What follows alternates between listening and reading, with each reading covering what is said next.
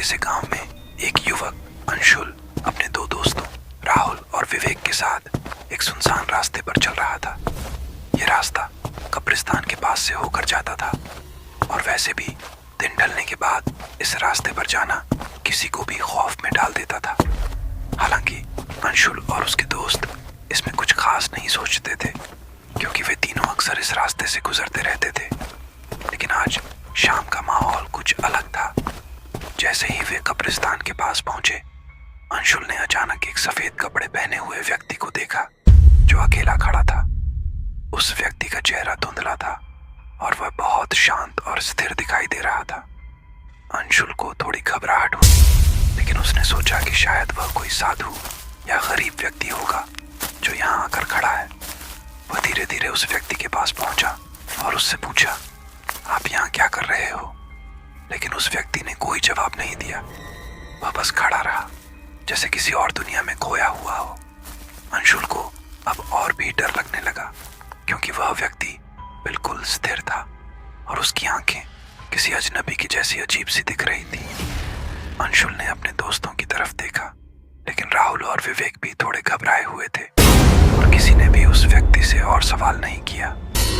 अचानक अंशुल ने देखा कि वह व्यक्ति धीरे धीरे हवा में उड़ने लगा। यह दृश्य बिल्कुल असामान्य था।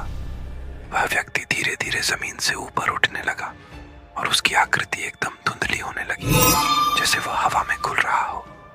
कुछ ही सेकंड में वह व्यक्ति एक कब्र के पास पहुंचा और फिर जैसे गायब हो गया, बिल्कुल वैसा जैसे वह हवा में समा गया। अंशुल का दिल तेजी से धड़कने लगा। उसकी आंखों के सामने जो दृश्य था उसने कभी सोचा भी नहीं था। उसके दोस्तों ने भी देखा और तुरंत डर के मारे उनका चेहरा सफेद हो गया। विवेक ने कांपते हुए कहा, क्या यह कोई भूत था?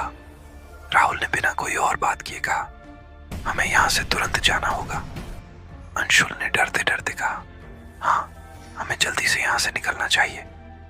वे तीनों बिना एक पल भी रुके भागते हुए उस रास्ते से बाहर निकल आए।